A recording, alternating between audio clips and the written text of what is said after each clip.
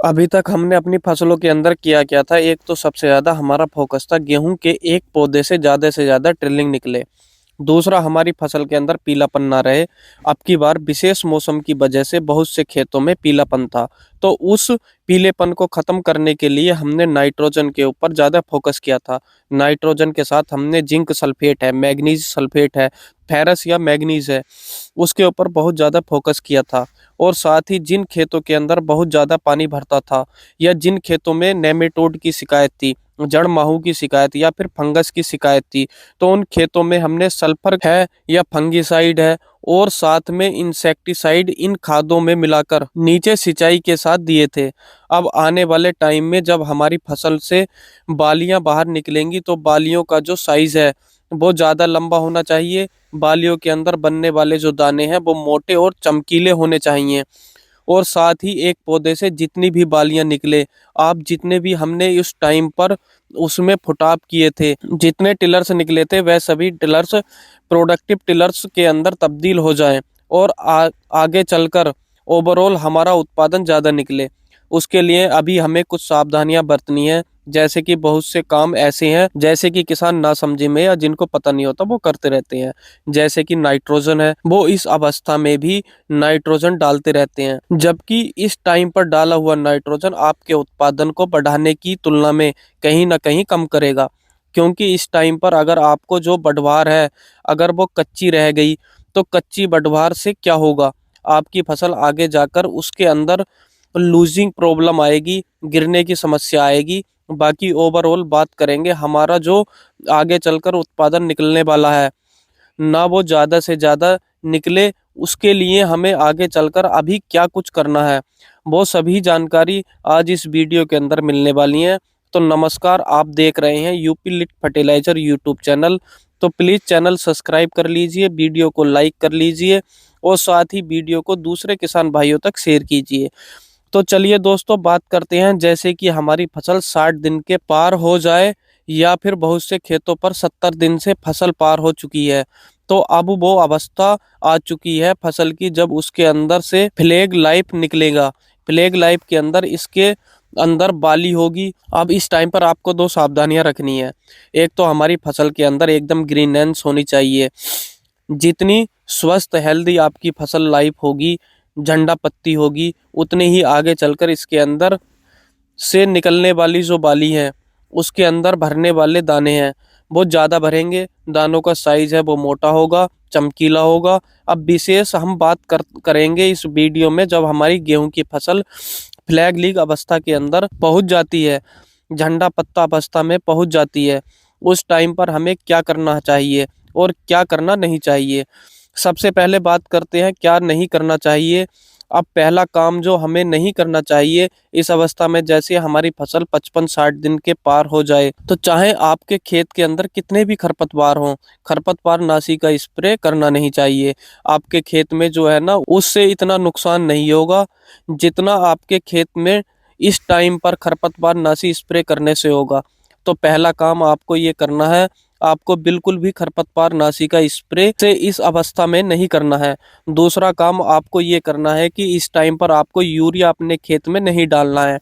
देखो, यूरिया हमने पहली सिंचाई में डाला था, दूसरी सिंचाई में डाला था, मतलब हमने ओवरऑल 50-55 दिन तक यूरिया डाला है।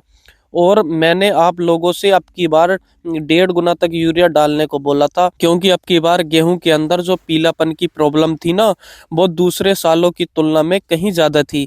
अगर किसी कारण अपने यूरिया या नाइट्रोजन की पूरी मात्रा अपने खेत के अंदर अभी तक नहीं दी, तो आप उन चीज़ों से डालने की बजाय आप ऊपर से 2 किलो 1 एकड़ के हिसाब से 100 लीटर पानी के अंदर घोल के उसको स्प्रे कीजिए। उसके आपको बढ़िया रिजल्ट मिलेंगे। बाकी नीचे से आपको नहीं डालना है। अब तीसरी बात करेंगे पीजीआर की, प्लांट ग्रोथ रेगुलेटर। हमारे पास बहुत से कमेंट आते हैं, बहुत से फ़ोन कॉल आते हैं, व्हाट्सएप आते हैं, किसान पूछते हैं कि भाई गेहूं के अंदर हमें पीजीआर का स्प्रे करना चाहिए या नहीं करना चाहिए, विशेषकर लेहोसिन का। देखिए, लेहोसिन का स्प्रे आपको उन्हीं खेतों के अंदर करना है जो लगभग 25 अक्टूबर से और 5 नवंबर के बीच जिन खेतों के अंदर गेहूं की बिजाई है, और वो खेत जिनके अंदर फसल ना आपको ऐसा लग रहा है कि यार इसकी जो ग्रोथ है वो कहीं ज़्यादा बढ़ रही है दूसरे खेतों की तुलना में, और आगे चलकर हमें हमारी फसल है वो गिरती हुई दिखाई दे रही है, उसके अंदर लूजिंग प्रॉब्लम आएगी, तो उसमें आप पीजीआर का स्प्रे कर सकते हो। बाकी पीजीआर का स्प्रे सभी खेतों के अंदर अलाउ नहीं है। पीजीआर अगर आपकी हल्की फसल है, आपकी पछेती गेहूं की बुआई की हुई है, उन खेतों को अगर आप पीजीआर का स्प्रे करोगे तो आपका उत्पादन बढ़ने की तुलना में घट जाएगा। अब बताते हैं इस टाइम पीजीआर का, विशेषकर लेहोसिन का स्प्रे हमें किस अवस्था में करना है। तो जब ये गांठ बनी थी, ये वाली देखो, ये स्टेज के बाद और ये पहली बड़ी गांठ बनती है पौधों के अंदर, ये अवस्था आती है लगभग गेहूं की जब 50 से 55 दिन की अवस्था होती है, उस टाइम पर इस अवस्था में इस टाइम के ऊपर पीजीआर का स्प्रे होता है। और इस स्प्रे के अंदर आपको लियोसिन जैसे पीजीआर लेने होते हैं। 2 ml 1 लीटर पानी के अंदर दूसरा पीजीआर का स्प्रे करना है हमें जब ये झंडा पत्ती निकल रही होती है, उस अवस्था के अंदर, बाली निकलने से पहले, जब ये गोप की अवस्था होती है, जब इसके अंदर गावे की अवस्था होती है, उस टाइम पर अब इस स्प्रे से क्या होगा। तो देखो इसके अंदर जो एक नोट्स है वो दूसरी नोट की जो दूरी है, एक गांठ से दूसरी गांठ की जो दूरी है, वो पीजीआर का स्प्रे करने से छोटी हो जाएगी। अब बात कर लेते हैं भाई, हमें इस टाइम पर जब हमारी फसल 60, 65, 70 दिन के पार हो चुकी है और हमारी गेहूं की फसल के अंदर झंडा आ चुकी है, तो अब हमें क्या करना चाहिए। 1 एकड़ गेहूं फसल में हमें 1 किलो एनपीके 05234 लेना है। बस 05234 के अंदर 52% फास्फोरस की पूर्ति हमारी फसल को हो जाएगी। साथ ही 34% जो इस टाइम पर सबसे ज्यादा आवश्यक पोषक तत्व है, पोटास की पूर्ति हो जाएगी। पोटास अपना रोल इस टाइम पर निभाएगी।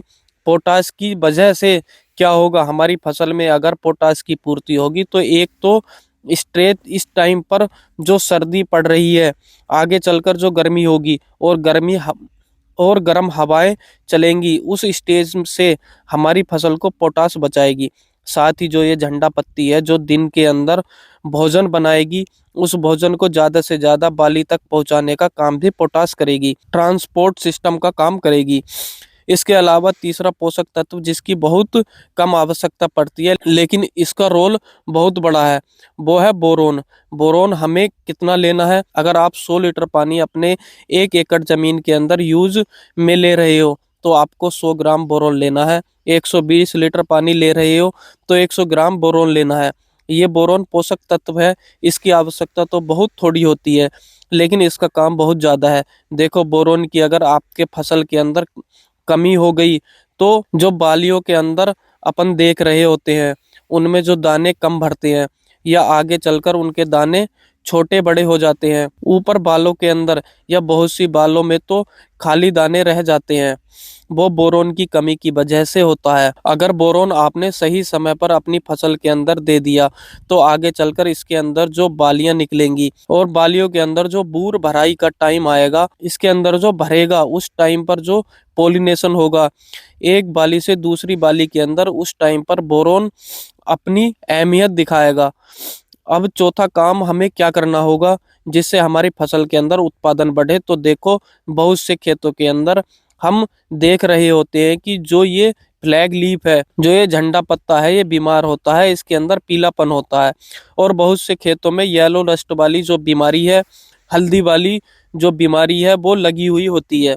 तो अगर आपको ऐसा लग रहा है आपकी फसल के अंदर पत्ते पीले हैं इस टाइम पर, तो इस तरह से यूं हाथ से यूं खींचते हैं वो तो हाथ के ऊपर आपको पीलापन दिखाई देता है, हल्दी सा लगा हुआ दिखाई देता है। तो इस अवस्था में आपको अपनी फसल के अंदर 2 ml लीटर पानी के हिसाब से टेबुकोनाजोल का स्प्रे कर देना है। अगर आप जो ही स्प्रे करने जा रहे हो, जो मैंने एनपीके और बोरोन का बताया था, इसमें अगर आप 2 ml पर लीटर पानी के अंदर मिलाकर स्प्रे कर लेते हो, चाहे आपकी फसल अच्छी खड़ी है, एकदम हरी भरी खड़ी है, तो भी अगर आप ये मिलाकर स्प्रे कर देते हैं टेबुकोनाजोल का, तो भी आपका जो उत्पादन है वो निश्चित तौर पर बढ़ेगा। और हो सकता है आगे चलकर खेतों के अंदर येलो रस्ट या ब्राउन रस्ट की बीमारी आ जाए, तो ये थोड़ा सा खर्च आपकी सभी इस अवस्था के अंदर कर लीजिए।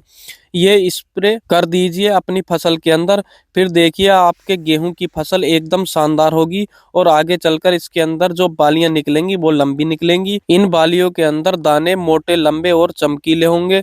अगर हमारी वीडियो में दी गई जानकारी अच्छी लगी तो वीडियो को लाइक कीजिए और शेयर कीजिए। चैनल अभी तक अगर आप लोगों ने सब्सक्राइब नहीं किया तो प्लीज चैनल को सब्सक्राइब कीजिए। धन्यवाद।